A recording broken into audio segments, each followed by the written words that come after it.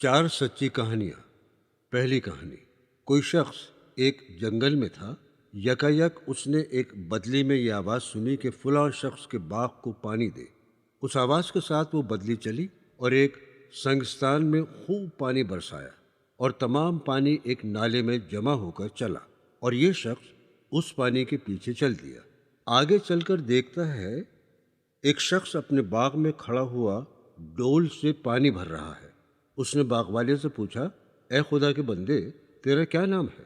اس باغ والے نے وہی نام بتایا جو اس نے بدلی سے سنا تھا۔ پھر باغ والے نے اس شخص سے پوچھا، اے بندہ خدا، تو میرا نام کیوں دریافت کرتا ہے؟ اس شخص نے کہا، میں نے اس بدلی میں جس کا یہ پانی ہے ایک آواز سنی کہ تیرا نام لے کر کہا کہ اس کے باغ کو پانی دے۔ تو ایسا کیا عمل کرتا ہے کہ اس قدر مقبول ہے؟ اس باغ والے نے کہا، جب تو نے پوچھا تو مجھ کو کہنا ہی پڑا۔ میں اس باغ کی کل پیداوار کو دیکھتا ہوں اور 1/3 خیرات کر دیتا ہوں، 1/3 اپنے بال بچوں کے لیے رکھتا ہوں اور 1/3 پھر اس باغ میں لگا دیتا ہوں۔ سبحان اللہ! کیا خدا کی رحمت ہے کہ جو اس کی اطاعت کرتا ہے اس کے کام غیب سے اس طرح سر انجام ہو جاتے ہیں کہ اس کو خبر بھی نہیں ہوتی۔ بے شک سچ ہے، جو اللہ کا ہو گیا اس کا اللہ ہو گیا۔ اللہ تعالی ہم سب کو صحیح خیرات ادا کرنے کی توفیق عطا فرمائے، آمین۔ دوسری کہانی۔ بنی اسرائیل میں 3 آدمی، ایک کوہڑی، دوسرا گنجا اور تیسرا اندھا تھا۔ اللہ تعالیٰ نے ان کو آزمانا چاہا اور ان کے پاس ایک فرشتہ بھیجا۔ سب سے پہلے وہ کوہڑی کے پاس آیا اور پوچھا، تجھ کو کیا چیز پیاری ہے؟ اس نے کہا، مجھ کو اچھی رنگت اور خوبصورت کھال مل جائے اور یہ بیماری جاتی رہے جس سے لوگ مجھ کو اپنے پاس بیٹھنے نہیں دیتے اور گھنیاتے ہیں۔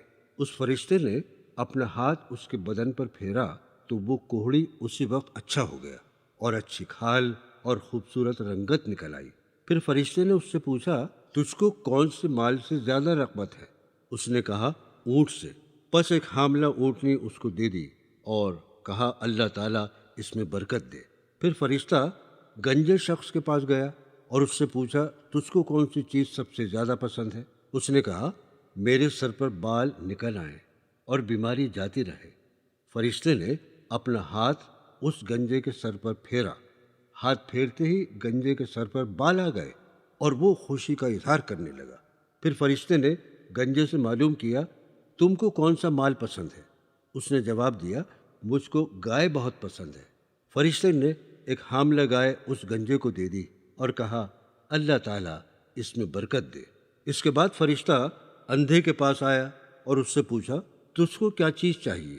اندھے نے کہا، کیا اللہ تعالیٰ میری آنکھوں کی بینائی واپس کر سکتے ہیں جس سے کہ میں دنیا کی رونق پھر سے دیکھ سکوں؟ فرشتے نے اپنا ہاتھ اس کی آنکھوں پر پھیرا تو اس اندھے کی آنکھوں میں اللہ تعالیٰ کے فضل سے روشنی آ گئی۔ اس کے بعد فرشتے نے پوچھا، تجھ کو سب سے زیادہ کون سا مال پیارا ہے؟ اس نے کہا، مجھ کو بکریاں بہت پسند ہیں۔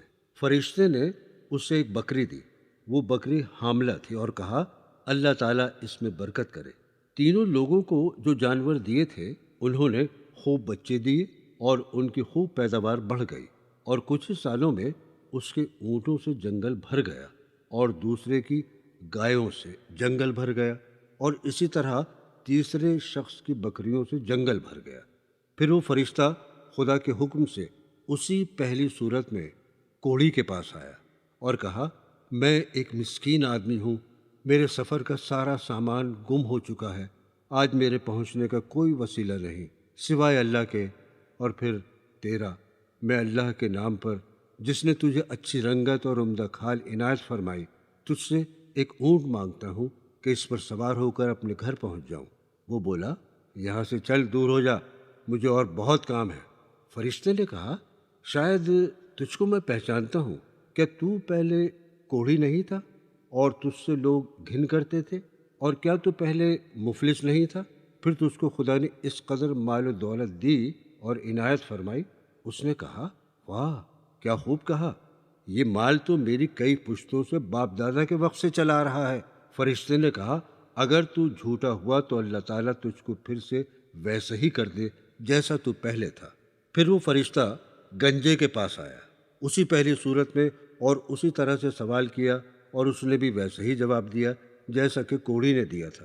فرشتے نے کہا، اگر تو جھوٹا ہو تو پھر خدا تجھ کو ویسا ہی کر دے جیسا پہلے تھا۔ پھر فرشتہ اندھے کے پاس آیا، اسی پہلی صورت میں، اور اس سے کہا، میں مسافر ہوں، بے سامان ہو گیا ہوں، اب صرف خدا ہی میرا نگہبان ہے۔ میں تجھ سے اللہ کے نام پر، جس نے دوبارہ تجھ کو بینائی بخشی، تجھ سے ایک بکری مانگتا ہوں کہ اس کو فروخت کر کے میں اپنا سفر پورا کر سکوں۔ اس نے کہا، بے شک میں اندھا تھا، اور اللہ تعالیٰ نے محض اپنی رحمت سے میری آنکھوں میں روشنی دی اور مجھے اس قابل بنا دیا کہ میں اس دنیا کی رونق کو دیکھ سکوں، اور تو جتنی چاہے بکریاں لے جا اور جتنی چاہے چھوڑ دے، خدا کی قسم کسی چیز سے میں تجھ کو منع نہیں کروں گا۔ فرشتے نے کہا، تو اپنا مال اپنے پاس رکھ، مجھ کو کچھ نہیں چاہیے، فقط تم تینوں کی آزمائش تھی، سو ہو چکی، خدا تجھ سے راضی ہے اور ان دونوں سے ناراض ہے۔ خیال کرنا چاہیے کہ ان دونوں کو ناشکری کا نتیجہ یہ ملا کہ اللہ تعالیٰ نے ان سے ساری نعمت چھین لی، اور وہ لوگ جیسے تھے پھر ویسے ہی ہو گئے۔ اللہ تعالیٰ جس سے ناراض ہوتا ہے وہ دنیا اور آخرت دونوں میں نامراد رہتا ہے۔ تیسری کہانی۔ ایک بار حضرت ام سلمہ رضی اللہ تعالیٰ عنہ کے پاس کہیں سے کچھ گوشت آیا، اور نبی کریم صلی اللہ علیہ وسلم کو گوشت بہت اچھا لگتا تھا، اس لیے حضرت ام سلمہ رضی اللہ تعالیٰ عنہ نے خادمہ سے کہا کہ گوشت کو طاق میں رکھ دو، شاید حضور نوش فرمائیں۔ اس نے گوشت کو طاق میں رکھ دیا۔ اتنے میں ایک سائل آیا اور دروازے پر کھڑے ہو کر آواز دی، دیجیے اللہ کے نام پر، اللہ برکت کرے گا۔ گھر میں سے جواب آیا، اللہ تجھ کو بھی برکت دے۔ اس لفظ میں یہ اشارہ تھا کہ کوئی چیز دینے کی موجود نہیں ہے۔ وہ سائل چلا گیا۔ اتنے میں نبی کریم صلی اللہ علیہ وسلم تشریف لائے اور فرمایا، اے ام سلمہ، تمہارے پاس کھانے کی کوئی چیز ہے؟ انہوں نے کہا، ہاں ہے، اور خادمہ سے کہا، جاؤ گوشت آپ کے واسطے لے آؤ۔ وہ گوشت لینے گئی، کیا دیکھتی ہے کہ وہاں پر تو گوشت کا نام ہی نہیں ہے، فقط اس جگہ پر سفید پتھر کا ٹکڑا رکھا تھا۔ آپ صلی اللہ علیہ وسلم نے فرمایا، چونکہ تم نے سائل کو منع کر دیا تھا اس لیے وہ گوشت پتھر بن گیا۔ غور کیجیے گا، خدا کے نام پر نہ دینے کی نحوست یہ ہوئی کہ گوشت پتھر بن گیا۔ اس طرح جو شخص سائل سے بہانہ کر کے خود کھاتا ہے تو سمجھو وہ پتھر کھا رہا ہے، جس کا یہ اثر ہے کہ دل کی سختی بڑھتی چلی جاتی ہے۔ چونکہ حضور کے گھر والوں کے ساتھ خداوند کریم کی بڑی عنایت اور رحمت ہے، اس لیے اس گوشت کی صورت کھلی آنکھوں میں بدل دی تاکہ اس کے استعمال سے محفوظ رہیں۔ اللہ تعالی ہم سب کو توفیق دے کہ کبھی بھی کسی سائل کو خالی ہاتھ نہ جانے دے۔ چوتھی کہانی۔ حضرت نبی کریم صلی اللہ علیہ وسلم کی عادت تھی کہ فجر کی نماز پڑھ کر اپنے صحابہ اکرام سے متوجہ ہو کر فرمایا کرتے تھے کہ تم میں سے رات کو کسی نے کوئی خواب تو نہیں دیکھا؟ اگر کوئی دیکھتا تو عرض کر دیتا تھا، آپ کچھ تعبیر ارشاد فرما دیتے تھے۔ عادت کے مطابق ایک بار سب سے پوچھا، کسی نے کوئی خواب دیکھا ہے؟ سب نے عرض کیا، کسی نے نہیں دیکھا۔ آپ نے فرمایا، میں نے آج رات ایک خواب دیکھا ہے۔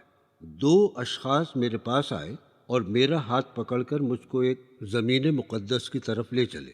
دیکھتا کیا ہوں کہ ایک شخص بیٹھا ہوا ہے اور دوسرا کھڑا ہے، اور اس کے ہاتھ میں لوہے کا زنبور ہے، اور اس بیٹھے ہوئے شخص کو گلے سے چیر رہا ہے، یہاں تک کہ گردن تک وہ چیر دیتا ہے۔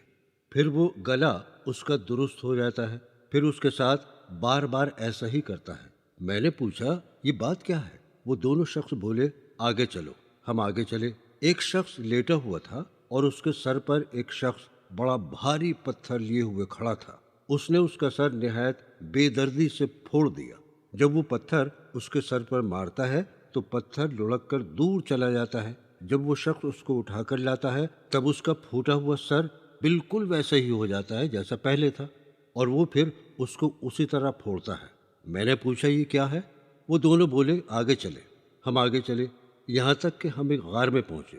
اس میں آگ جل رہی تھی اور اس میں بہت سے ننگے مرد اور عورتیں ہیں، اور آگ کی لپٹیں انہیں جلا رہی ہیں، اور وہ لوگ آگ کی لپٹوں کے ساتھ غار کے اوپر تک آتے ہیں، اور جب آگ کی لپٹیں نیچے جاتی ہیں تو وہ مرد عورتیں نیچے جاتے ہیں۔ میں نے پوچھا یہ کون ہے؟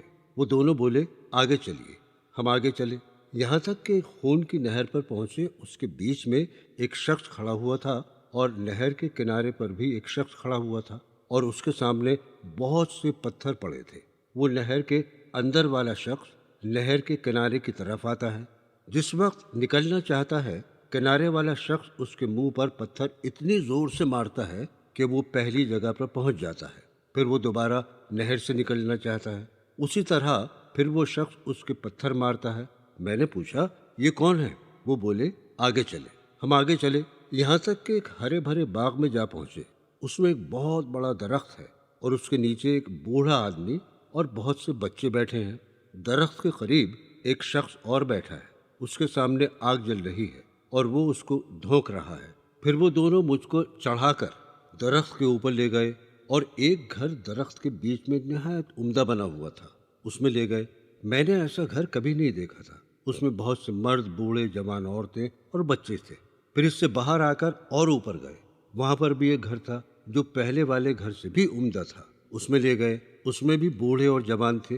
میں نے ان دونوں اشخاص سے کہا تم نے مجھ کو تمام رات پھرایا، اب بتاؤ یہ سب کیا ہے؟ انہوں نے کہا وہ شخص جو تم نے دیکھا تھا، جس کا گلا چیرا جا رہا تھا، وہ شخص جھوٹا تھا، یعنی کہ جھوٹ بولتا تھا، اور اس کی کہی ہوئی بات تمام جہان میں پھیل جاتی تھی۔ اس کے ساتھ قیامت تک یوں ہی ہوتا رہے گا۔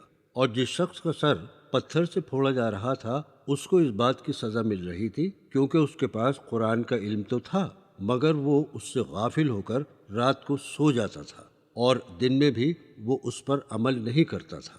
اس کے ساتھ بھی قیامت تک اس کو یہی سزا ملتی رہے گی۔ اور جو ننگے مرد عورت آگ میں جل رہے تھے، وہ زنا کرنے والے لوگ تھے، ان کو بھی قیامت تک اسی طرح جلنا پڑے گا۔ اور جس کو خون کی نہر میں دیکھا، وہ شخص سود کھانے والا تھا۔ اور درخت کے نیچے جو بوڑھے سے شخص تھے، وہ حضرت ابراہیم علیہ السلام تھے، اور ان کے ارد گرد جو بچے دیکھے وہ لوگوں کی نابالغ اولادیں تھیں۔ اور جو آگ دھونک رہا تھا وہ داروغہ دوزخ تھا۔ اور پہلا گھر جس میں آپ داخل ہوئے وہ عام مسلمانوں کا ہے، دوسرا گھر شہیدوں کا ہے، اور میں جبرائیل ہوں، اور یہ میکائیل ہے۔ پھر بولے سر اوپر اٹھاؤ۔ میں نے سر اوپر اٹھایا تو میرے اوپر ایک سفید بادل نظر آیا۔ بولے یہ آپ کا گھر ہے۔ میں نے کہا مجھ کو چھوڑو، میں اپنے گھر میں داخل ہونا چاہتا ہوں۔ وہ بولے ابھی آپ کی عمر باقی ہے، پوری نہیں ہوئی ہے، اگر پوری ہو چکی ہوتی تو اس میں چلے جاتے۔ اتنا کہہ کر نبی کریم صلی اللہ علیہ وسلم صحابہ کرام سے فرمانے لگے جاننا چاہیے کہ انبیاء کے خواب ہمیشہ سچے ہیں۔ اس حدیث سے کئی چیزوں کا حال معلوم ہوتا ہے۔ اول یہ کہ جھوٹ کی کیا سزا ہے، دوسرا عالم کے بے عمل کا، تیسرا زنا کا، چوتھا سود لینے کا۔ اللہ تعالی ہم سب کو ان برے کاموں سے محفوظ رکھے، آمین۔